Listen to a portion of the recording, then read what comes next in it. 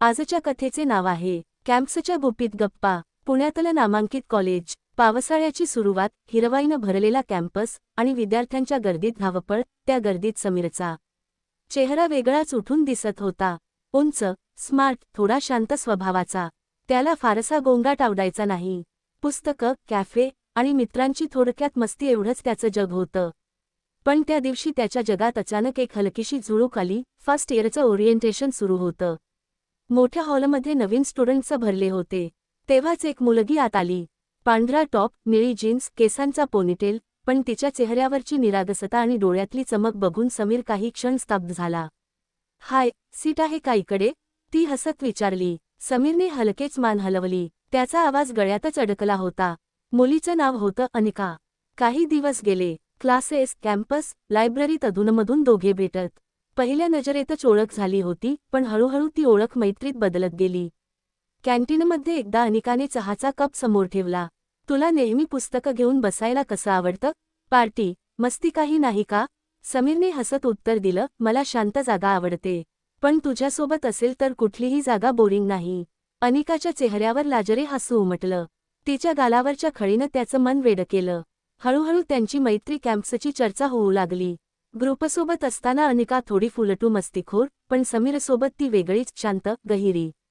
एकदा पावसात कॉलेजच्या गेटवर ते दोघे थांबले होते. बाकीचे मित्र गेले होते. समीर, पाऊस किती सुंदर आहे ना? अनिका हात पुढे करून पावसाचे थेंब टिपत म्हणाली. समीर तिच्याकडे बघत राहिला. सुंदर, हो, पण खरं सांगू, पावसापेक्षा जास्त सुंदर काहीतरी आहे इथे. अनिका आश्चर्याने विचारली, काय? तो तिच्या डोळ्यांत बघत म्हणाला, तू. क्षणभर दोघांमध्ये शांतता पसरली. फक्त पावसाचा आवाज आणि श्वासांचा ताल. अनिकाच्या चेहऱ्यावर लालिमा पसरली. ती पटकन म्हणाली, चल, उशीर होतोय, मी निघते. पण समीरच्या मनात ती नजर कायमची कोरली गेली. त्या दिवसानंतर त्यांच्या नात्यातला गोडवा वाढत गेला. क्लासमध्ये बसताना, लायब्ररीत अभ्यास करताना, कॅन्टीनमध्ये चहा घेताना, त्यांचं जग वेगळंच झालं होतं. एकदा तर संध्याकाळी दोघे कॉलेजच्या गार्डनमध्ये बसले होते. अनिकाने हलकेच विचारलं, तुला कधी असं वाटतं का की आपण फक्त मित्र नाही आहोत? समीरने तिचा हात धरला. हो, मला रोजचं वाटतं. अनिकाच्या डोळ्यांत एक वेगळीच चमक आली. तिच्या श्वासात हलकी धडधड होती. तेव्हाच हॉस्टेलची बेल वाजली आणि अनिका पटकन उठली. चल, उशीर झाला. पण, समीर, ही गोष्ट आपल्यातच ठेव. समीरने हसत मान हलवली, पण त्याच्या मनात आता एक नवा अध्याय सुरू झाला होता. अनिकाने तो प्रश्न विचारला होता, आपण फक्त मित्र नाही आहोत का? आणि त्यानंतर समीरच्या मनात नवा झंकार सुरू झाला होता. दोघं आता एकमेकांकडे वेगळ्या नजरेने बघू लागले. त्या रात्री हॉस्टेलवर परतल्यावर अनिकाने मेसेज केला, समीर, आजचा पाऊस खूप खास वाटला, कदाचित तुझ्यामुळे. समीरच्या ओठांवर हसू आलं. त्याने लगेच उत्तर दिलं, तू असल्यावर प्रत्येक क्षण खास होतो अनिका.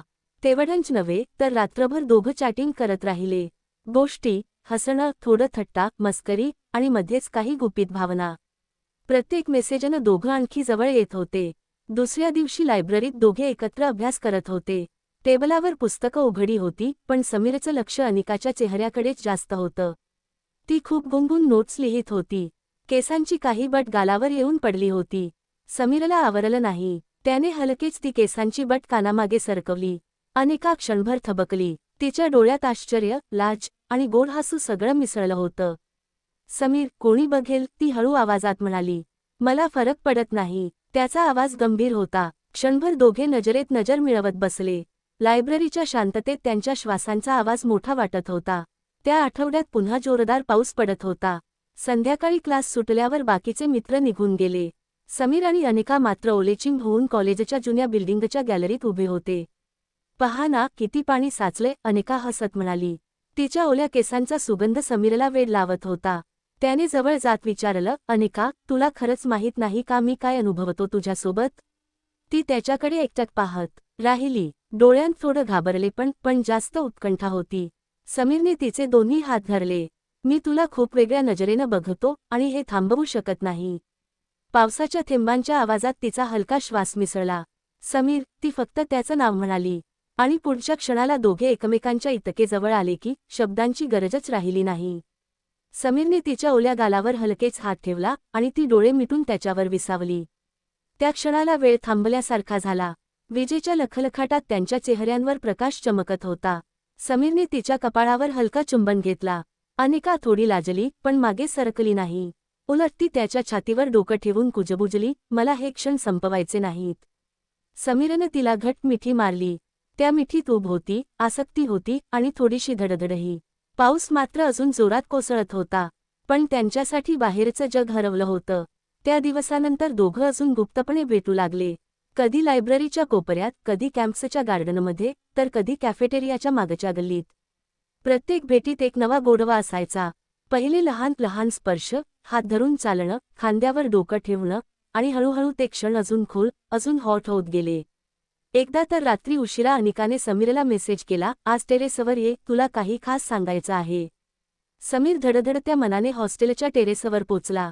चंद्रप्रकाशात अनिका उभी होती. वारा तिच्या केसांशी खेळत होता.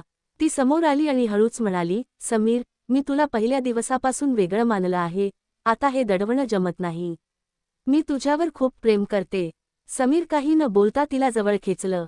त्या रात्रीचा चंद्र, वारा आणि त्यांच्या हृदयांचा ताल, सगळं काही एकत्र मिसळलं. अनिका आणि समीर आता एकमेकांशिवाय राहूच शकत नव्हते. क्लासेस, लायब्ररी, कॅन्टीन, जिथे भेट होती तिथे दोघांचा वेळ थांबून जाई. पण त्यांना आणखी खास, गुपित क्षण हवे होते. शनिवारचा दिवस. कॉलेज सुट्टीचं कारण देऊन अनिकाने घरच्यांना कळवलं की ती स्टडी ग्रुपमध्ये आहे. समीरनेही मित्रांना सांगितलं की तो प्रोजेक्ट वर्कमध्ये व्यस्त आहे. संध्याकाळी ते दोघं पुण्याच्या शांत कॅफेत भेटले. हलकं लाईट, कोपऱ्यातील टेबल आणि मंद म्युझिक, सगळंच त्या क्षणासाठी परफेक्ट होतं. अनिका, तुझ्यासोबत वेळ घालवताना वाटतं जगात बाकी काहीच नाही, समीर तिच्या डोळ्यांत बघत म्हणाला. ती हसली. मलाही तसंच वाटतं, कधी कधी तर घाबरतेही, इतकं का जुळतं आपण. समीरने तिचा हात आपल्या हातात घेतला. कारण हे फक्त जुळणं नाही, हे त्यापेक्षा खूप खोल आहे. कॅफेतून बाहेर पडल्यानंतर दोघं शहराच्या एका शांत रस्त्याने चालू लागले. पावसाची हलकी सर आली होती. रस्त्यावर फार लोक नव्हते. समीरने अचानक अनिकाचा हात पकडून तिला एका जुन्या इमारतीच्या शेडखाली खेचलं. कुणी बघेल, ती हसत म्हणाली. मला फरक पडत नाही, तो कुजबुजला. क्षणातच त्याने तिच्या डोळ्यांत पाहिलं आणि तीही नजर न वळवता त्याच्याकडेच पाहत राहिली.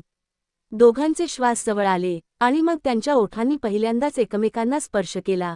तो चुंबन क्षणभराचं नव्हतं, तर थांबून राहिलेल्या भावना उसळून बाहेर आल्या होत्या.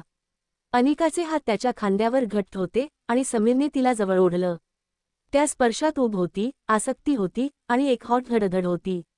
त्या रात्रीनंतर अनिका झोपच घेऊ शकली नाही. तिच्या मनात सतत तो क्षण फिरत राहिला. ती खिडकीत बसली होती, चंद्रप्रकाशात तिच्या चेहऱ्यावर लालिमा उमटली होती. समीरलाही शांतता नव्हती. त्याने मेसेज केला, तुझ्या ओठांचा स्पर्श अजूनही जाणवतोय. अनिकाचं मन धडधडलं. तिने उत्तर दिलं, समीर, आता आपल्यातलं नातं फक्त मैत्रीचं राहिलं नाही. पुढच्या आठवड्यात प्रोजेक्ट वर्कच्या नावाखाली दोघं पुन्हा भेटले.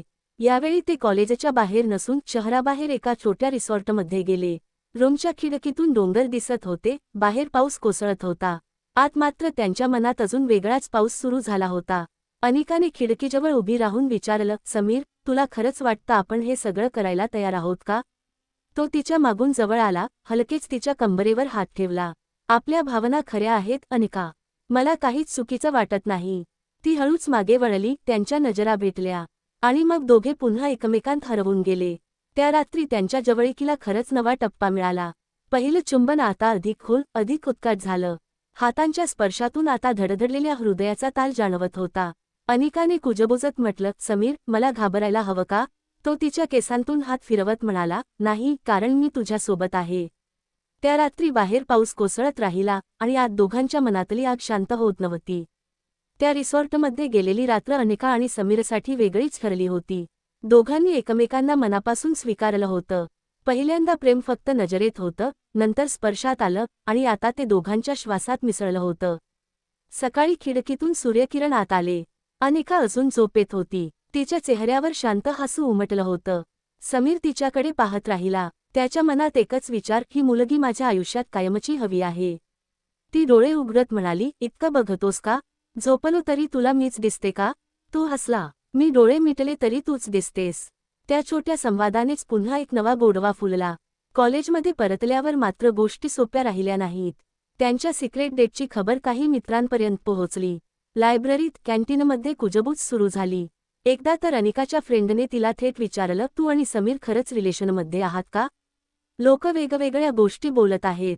अनिकाचं मन दडपलं. तिला भीती वाटत होती घरच्यांना समजलं तर.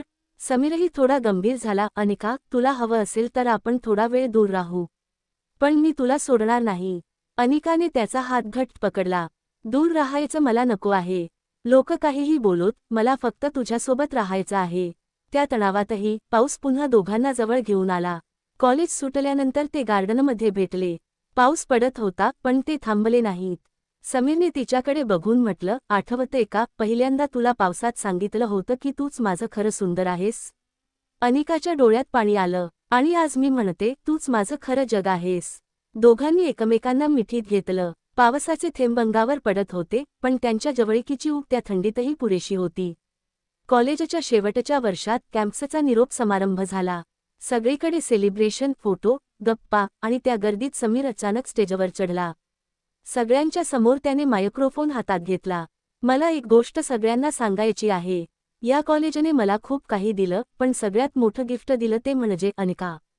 संपूर्ण हॉल शांत झाला. समीर खाली उतरला आणि थेट अनिकासमोर गुडघ्यावर बसला. अनिका, मला तुझ्यासोबत प्रत्येक क्षण असाच खास करायचा आहे. तू माझी कायमची होशील का? अनिकाच्या डोळ्यात अश्रू आले. ती काही बोलू शकली नाही. फक्त पुढे येऊन त्याला मिठी मारली. सगळा हॉल टाळ्यांच्या आवाजाने दुमदुमला. त्या रात्री दोघं कॅम्पसच्या जुन्या गार्डनमध्ये बसले होते. चंद्रप्रकाश, शांत हवा आणि त्यांच्या मनातला आनंद. अनिकाने कुजबुजत विचारलं, समीर, तुला आठवतं का पहिल्यांदा आपण इथे एकत्र बसलो होतो? तेव्हा मला सगळं नवीन वाटत होतं. पण आता, तो तिचे केस कुरवाळत म्हणाला, आता आपण एकमेकांसाठी सगळं आहोत. त्यांनी एकमेकांना पुन्हा जवळ घेतलं. त्या मिठीत प्रेम होतं, विश्वास होता आणि एक हॉट, उत्कट ऊब होती, जी कायम टिकणार होती. मंडळी, जर तुम्हाला हॉट कथा वाचायचे असतील तर आपला व्हॉट्सअप चॅनल आहे, चावट कथा मराठी. डिस्क्रिप्शनमध्ये लिंक दिलेली आहे. लवकर सबस्क्राईब करा.